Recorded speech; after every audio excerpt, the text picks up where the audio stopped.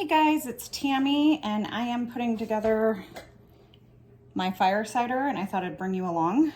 So I have all sorts of citrus that I'm cutting up, grapefruit, lemon, then I have some apples, I have ginger, turmeric, I have some peppers. That's what makes it fire cider, is it's some of these hot ingredients. These were right out of my garden this morning. Some onions, and my onions didn't really grow, so I'm going to use the little bulbs and then cut up an onion. And then I have herbs. I'm going to put thyme. I have some rosemary in here. And then I figure I might as well use all the catnip that I grew too. So I have catnip. If you have lemon balm, I think that would be really awesome too. And then something I've never done before is use things like calendula, which I didn't have a ton that was bloom like this because the sun hasn't quite hit my backyard. But I have plenty of dried. And then I have some marigolds. So that's something new. I'm gonna rinse this off a little better. I have never used calendula in my fire cider before. I also think another thing that would be good in fire cider is something like, if you have like elderberries. I'm gonna make elderberry syrup with mine, so I'm not going to put it in my fire cider. And then all you have to do after you cut everything up is put it in a clean glass jar, cover it in apple cider vinegar, and then literally just let it sit for 4 to 6 weeks. And then you can take a tablespoon, and then you mix it with a little bit of honey. And then when you go to use it, you just use like a tablespoon a day. And it's supposed to help you, like help build your immune system and fight off colds all winter long. The only difference when I make my fire cider is I make it into an oxymel. And I put the honey right into the jar. So that is how I'm gonna make my fire cider. And there's no rhyme or reason to how you chop everything up. Just chop it up however you want. I think one year I made them all into like little squares, the apples. So that is like totally up to you. I just want it to like all fit in the jar. And I didn't have my huge, like I wanted to use a big pickle jar, but I think I have other stuff in the pickle jar. This grapefruit is looking a little ripe, but I think a few slices will be okay. It's all organic. Let me see.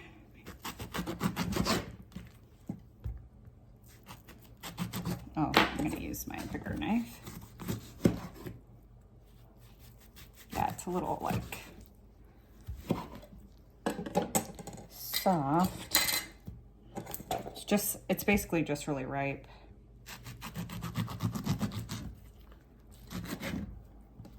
Yeah, I think I'm gonna just stick with this stuff. And then for the ginger, I don't know how everyone else does it, but I was thinking, I mean, this is like a huge piece of ginger.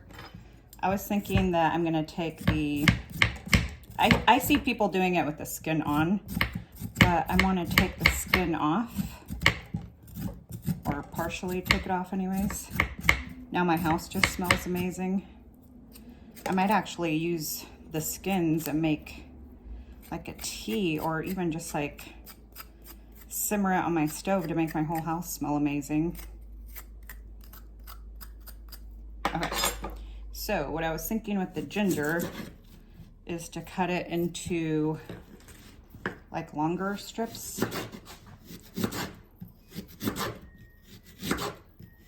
Like that.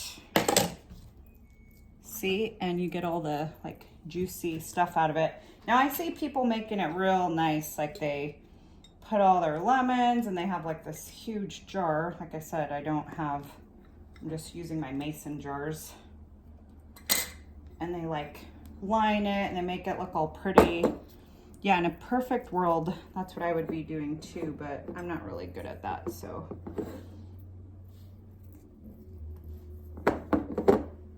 I'm just gonna like shove it in there the best that I can.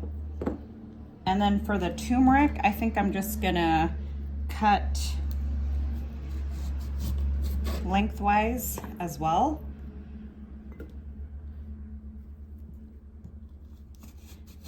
And remember, I'm making 2 jars, so I kind of just want to like get all the ingredients in both. Hope that fits, because I want to do a little of everything too. I think that's why people line the edges, because it makes it so there's more room in here. I don't know. Maybe I'll have to transfer it to another.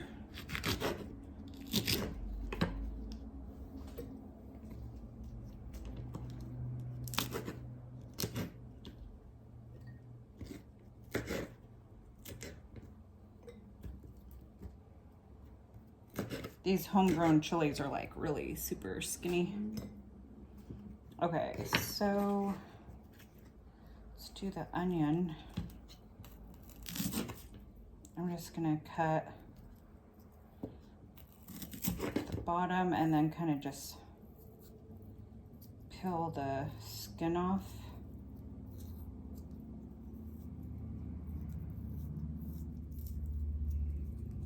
And then I think I'll just give it a little quick rinse. And this is supposed to just support your immune system and help fight off colds like all winter long. So I know people that say they actually drink this year round, which is nice too. And I made a whole bunch a couple years ago. It's still in really good condition, but I figured I need to kind of commit to actually using all this stuff.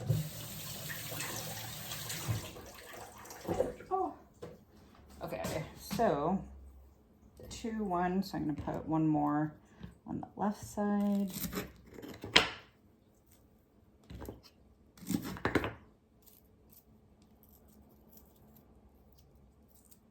Oh, here we go.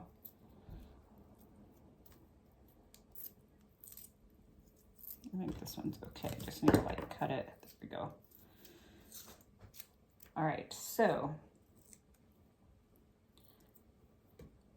also, I don't think I mentioned this, but when you're gonna let this steep for about 4 to 6 weeks, it's up to you. I'm gonna do mine for 6 weeks. And then when you actually go to use it, you're gonna drain this, then add your honey. I don't think I mentioned that. So drain it, add your honey. Okay, this is like a fresh one. So I have 2. And then in this one, I'm gonna put this. Yeah, so you're gonna cover this with apple cider vinegar. I'm gonna top about a 1/2 cup of each with honey. And then in 6 weeks, I'm gonna store it in a cool, dry place.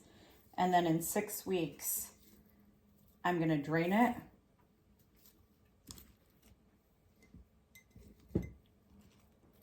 Bottle it, and then take about a tablespoon a day, every day.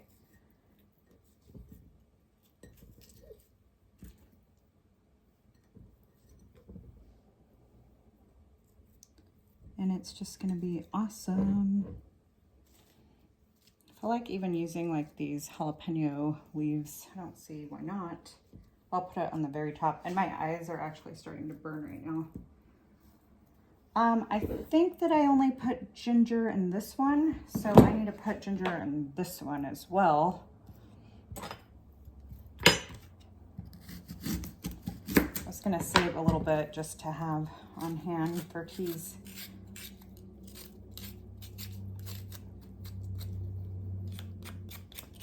There we go.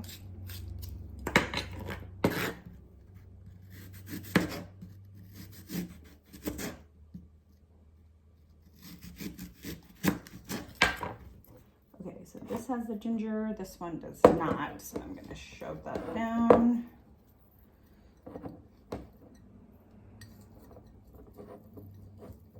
So every item in here has a medicinal purpose.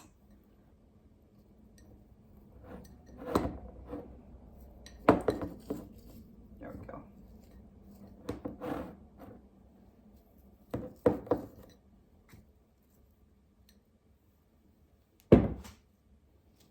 And this was that pepper leaf. I'm gonna put a couple on top. And I do have more herbs here. I don't know, I think that's pretty good. There we go.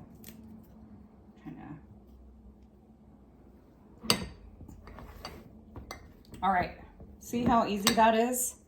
Then we're just gonna do the next step. Look how pretty that looks too.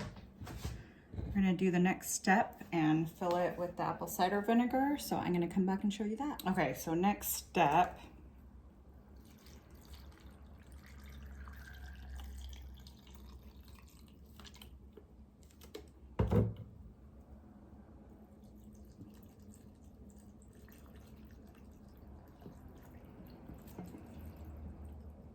It's basically just covering it all up with the apple cider vinegar.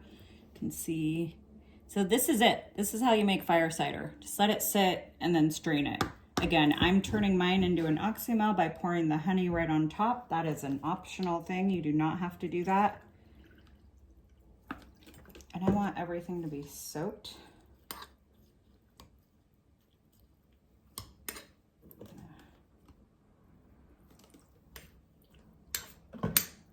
There we go.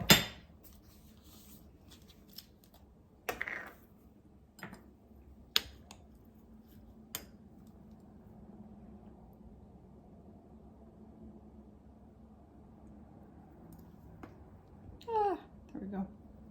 And then I'm not going to stir it.